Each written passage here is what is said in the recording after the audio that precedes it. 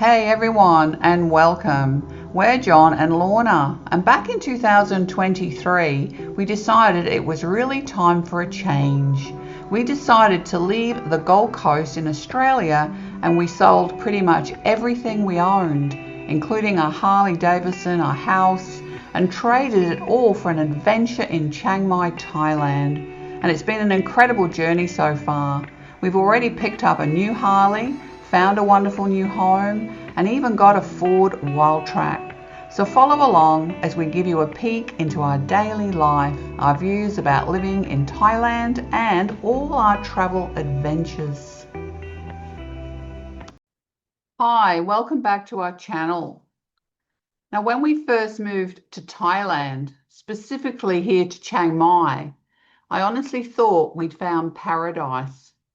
Not the bustling chaos of Bangkok, but the quiet, leafy refuge of northern Thailand. The ancient walls. It's lovely and cool in the shade of the old brick wall. Makes you wonder how many people have walked down here like ancients, you know.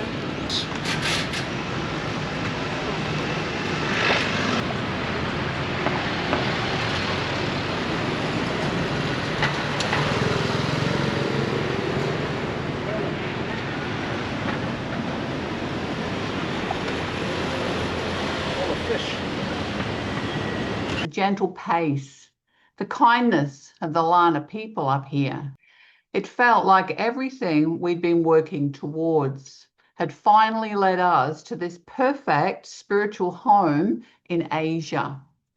The colours were brighter, the air was warmer, and the food was an explosion of flavours. So for a glorious while, and we've been here 2 years now, it was perfect. We'd wake up to the sound of temple bells in the distance instead of traffic alarms. We'd eat breakfast outdoors with freshly picked mangoes, and we'd talk about how lucky we were to live this dream life that we'd created.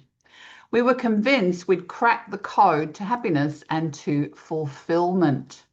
But here's the truth that few people say out loud. The quiet whisper that grows into a roar. Sometimes the dream you've worked so hard to create begins to quietly fall apart. Not because of one big disaster, not a sudden bankruptcy or a major accident, but because of the tiny, almost impeccable cracks that begin to appear between the expectations and the reality. The small daily annoyances that you initially brush off as cultural differences start to accumulate and to create a subtle but persistent layer of friction. Now, this friction slows you down. It can cloud your view and eventually makes the vibrant colors feel like muted. And that's what I want to talk about today. Because what happens when that postcard dream fades, and how sometimes that fading is exactly what's meant to happen for true reality to emerge. So like many who choose the north of Thailand to live in, we weren't just looking for a holiday. We were looking for simplicity and meaning. We were seeking a space to breathe, a way to slow down after years of working long and consuming hours in Australia and living by the relentless external schedule of Western cities. Now, Thailand seemed perfect, gentle, affordable, spiritual, which was important to us, and most importantly, full of possibility for an unscripted life. Now, if you've watched our other videos, you will have already seen that we sold most of what we owned. We only kept the essentials, and we said goodbye to our confused but supportive family and came here with just 2 suitcases, a laptop, and a terrifying amount of hope. But at first it felt like the universe had rolled out the red carpet just for us. The beauty was overwhelming, and we spent our afternoons chasing temples at sunset. We were living off mango sticky rice for breakfast, and we were seeing genuine, friendly smiles everywhere we went. Every week was an adventure, a new waterfall, a hidden coffee farm in the hills, a thrilling, chaotic night market. It was more than a move. It was truly felt like a rebirth. We were lighter, freer, and constantly running on adrenaline. We believed we'd escape the complexity of our old lives. But here's the thing, the harsh lesson of expat life is this: you cannot outrun yourself. You bring your unresolved issues and your fears and your expectations right along with the carry-on luggage. And we have since learned that paradise is never a location. It's always a perception. And when your inner world shifts or when external realities intervene, the beautiful outer one starts to look very different as well. The honeymoon phase, as intense and glorious as it was, cannot last forever. Then the small frustrations begin to compound. It wasn't just the occasional confusing conversation. It was the persistent language barriers that kept us politely and permanently separate from true local life. It was the endless, frustrating paperwork cycle and the constant need for visa extensions, the tedious 90-day reports. Now, we thought we'd left stress behind, but it simply put on a new, confusing Thai costume. And then came the big, undeniable truth of Chiang Mai. Then there's the haze when the burning season hits. The mountains vanish behind a toxic yellow curtain, and our dream home felt less like a sanctuary and more like a sealed prison. We were suddenly fighting for clean air, scrambling for masks and budgeting for the inevitable, expensive annual escape. That reality exposed the fragility of our perfect life. And furthermore, the constant turnover of the digital nomad scene meant that friends we'd met early on started moving away. Some went home defeated by the smog or the rules here.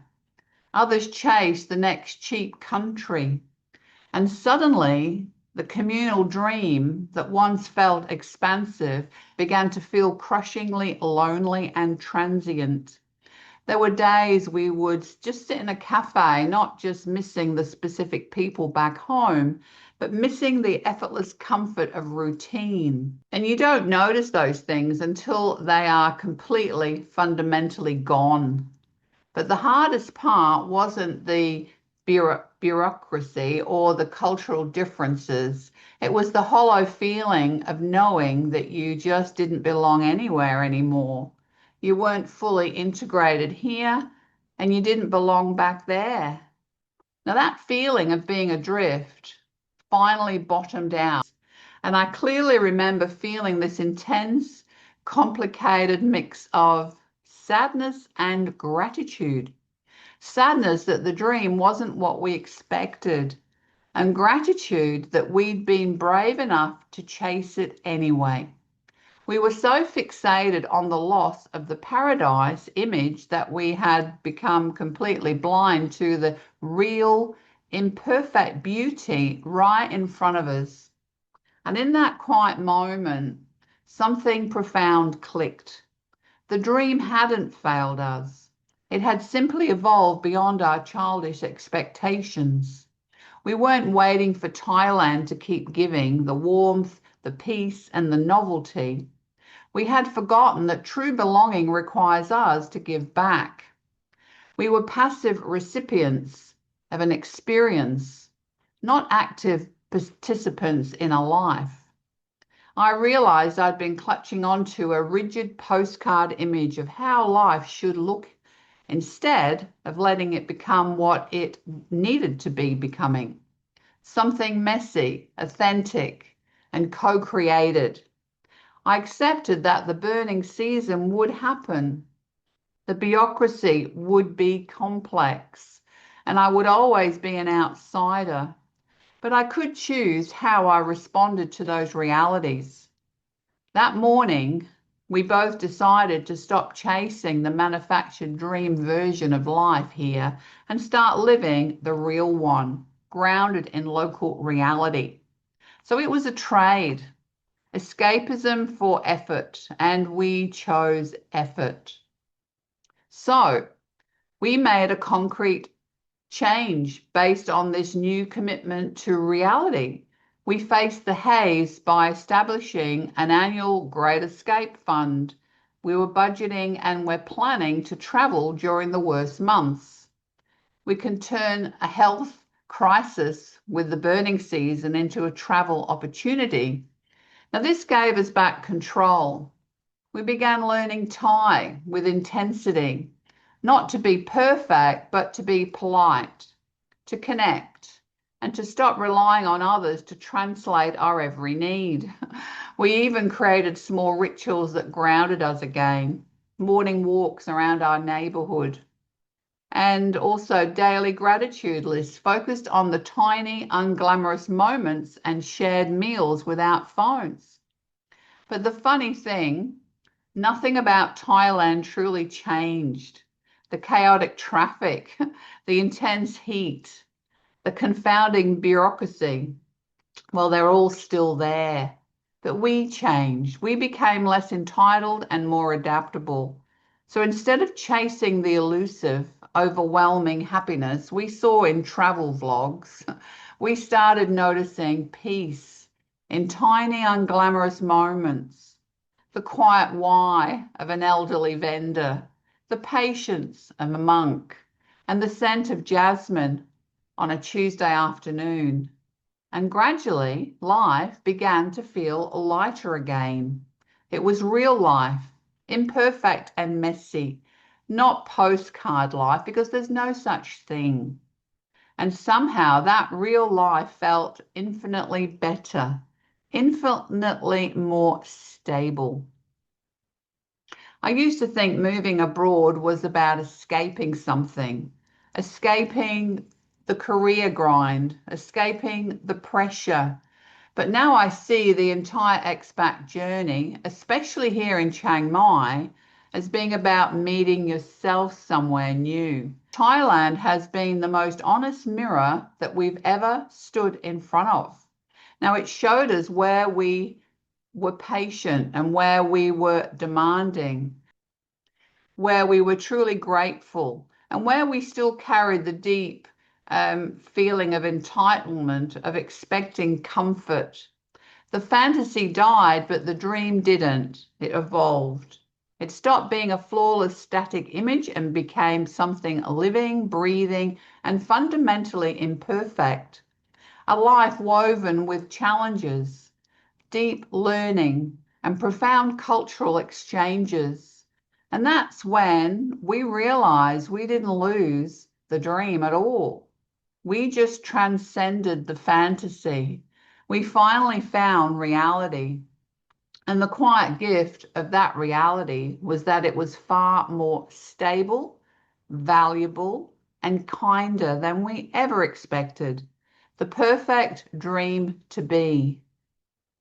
Now, if you are here in Chiang Mai or anywhere else in the world and you've ever chased a dream that didn't turn out the way you hoped, I want you to know that you didn't fail. You just reached the part where real life begins. It's the part that requires effort, but gives back infinitely more meaning, which is really important. And the beauty of Chiang Mai is always waiting, but it asks you to meet it halfway. It asks you for your full, imperfect, patient self. So tell me in the comments below, what did your dream of Thailand look like? And how has the reality of living here changed that vision over time? And if these honest reflections resonate with you, subscribe. It's free. It's free to subscribe. Just click on the subscribe button and hit that notification button as well. And we share the real stories here about expat life. We share the beauty, the heartbreak, and the immense grace that we find in between. So we'll look forward to seeing you in the next video.